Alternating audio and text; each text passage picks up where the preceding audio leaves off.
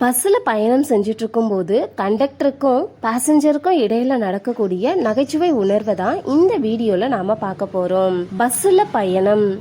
2 பெண்கள் பஸ்ஸில் வந்துட்டு இருக்காங்க. 2 பேருமே பக்கத்து பக்கத்தில் உக்காந்துட்டு இருக்காங்க. அவங்க அந்த கண்டக்டரை கூப்பிட்டு இங்கே வாயான்னாங்க. என்னமானதும் அந்த ஜன்னலை திறந்து விடியான்னதும் திறந்து விட்டுட்டு போனாரு. பக்கத்துல இருந்த அம்மா இங்கே வாயான்னு கூப்பிட்டுருக்க, இந்த ஜன்னலை மூடிட்டு போ அப்படின்னுச்சு.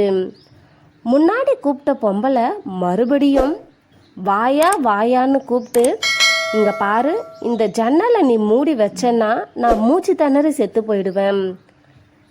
உடனே பக்கத்தில் இருந்த அம்மா, இங்கே பாரியா, இந்த அம்மா பேச்சை கேட்டு இந்த ஜன்னலை திறந்து வச்சேன்னா நான் குளிர் தாங்காமல் செத்து போயிடுவேன். அப்புறம் என்ன தலையை பிச்சுக்கிறாரு கண்டக்டர். என்னடா இது பெரிய வம்பா போச்சேன்னு, கொஞ்ச நேரம் பயணம் இதில் கூட அட்ஜஸ்ட் பண்ணிக்க கூடாதான்னு. அப்போது அந்த பஸ்ஸில் கடைசி சீட்டில் வெயில் தாங்காமல் சட்டையெல்லாம் கலட்டி போட்டுட்டு ஒரு கிராமத்து ஆள் பீடி குடிச்சிட்டு உக்காந்துட்ருக்கான். அவர் அந்த கண்டக்டரை கூப்பிட்டு, இங்கே வாயா, ஏயா நீ என்னையா சொல்ல போறன்னதும் பீடி குடிக்கிறவன் பீடியை ஊதிட்டு அங்கே என்ன தகராறுன்னு கேட்டிருக்கான்.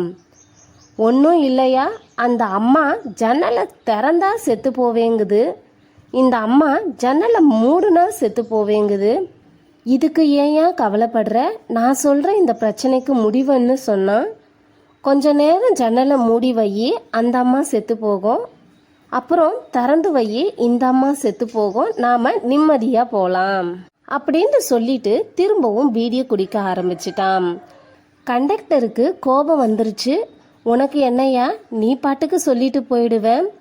அந்த 2 அம்மாவும் செத்து போச்சுன்னா அவங்க வீட்டுக்காரனுக்கு எல்லாம் யார் பதில் சொல்கிறதுன்னு கேட்க, கவலைப்படாத, அவங்க 2 பேருக்கும் நான் தான் வீட்டுக்காரன், அதனால தான் அந்த யோசனையை சொன்னேன்னா. ஒன்றுக்கு மேலே போச்சுன்னா இதுதான் இயற்கைக்கு விரோதம்.